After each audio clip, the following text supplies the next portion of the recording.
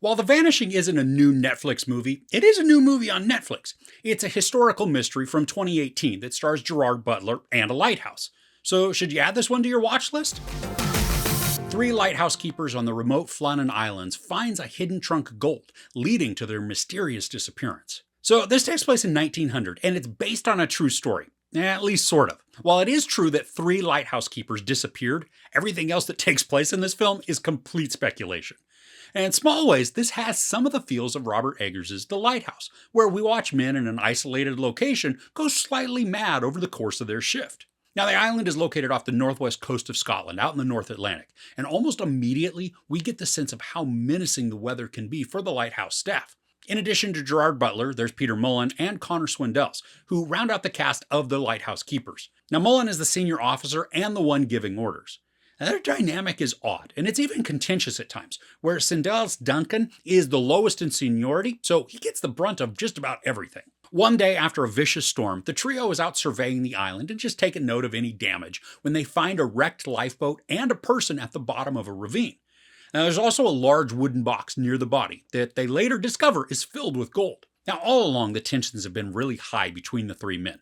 Mullen is grieving the loss of his family, Butler is half angry and then half joyous, which is a very odd combination, and then Swindells is childlike in many ways, which makes him very annoying and grating at times. And because the tensions are high, there's a bunch of conflict that brews, leading to curt conversations that make the story feel like it's headed towards something very bad.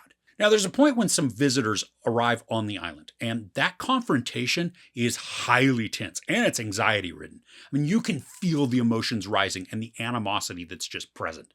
This was the point in the film that really grabbed my attention, and it got me intrigued. Up until this point, it had been somewhat engaging, but also slightly boring, just watching the men go about their duties in semi-silent ways. But there are a few climaxes to the movie that are exciting and they're violent. The clash between people becomes brutal and a bit nerve-wracking as we're not sure who's going to survive the struggles.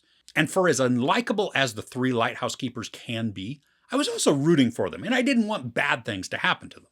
And that's the crazy thing. I was invested in a speculative story like it was an accurate representation of what went down. I mean, there's zero proof that anything we watch actually took place. So even though this starts off with its bones being rooted in truth, it's all just a story from somebody's imagination.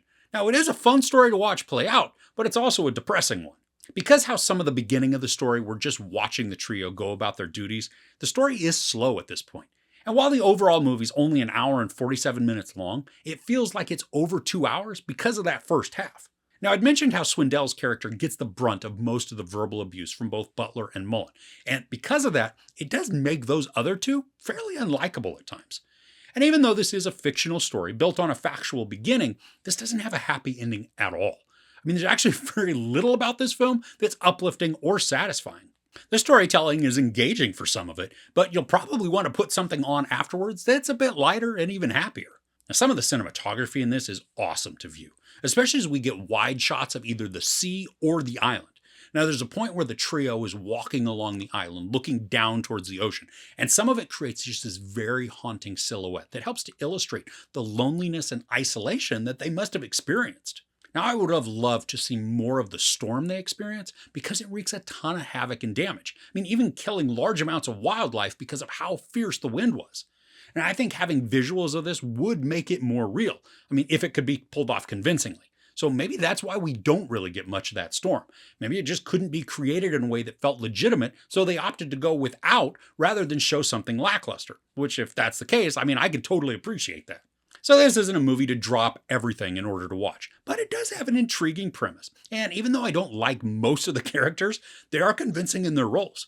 There are so many ways this story could have been told, since there's zero information on what really happened to the lighthouse keepers. So to make it a dark drama works. And the dread that's captured is a bit haunting, even if the whole of the film isn't as memorable. There's no sex or nudity, a ton of profanity, and some very brutal violence. I give The Vanishing 3 out of 5 couches. So are there any dark dramas that you've seen recently that you could recommend? Let me know in the comments below.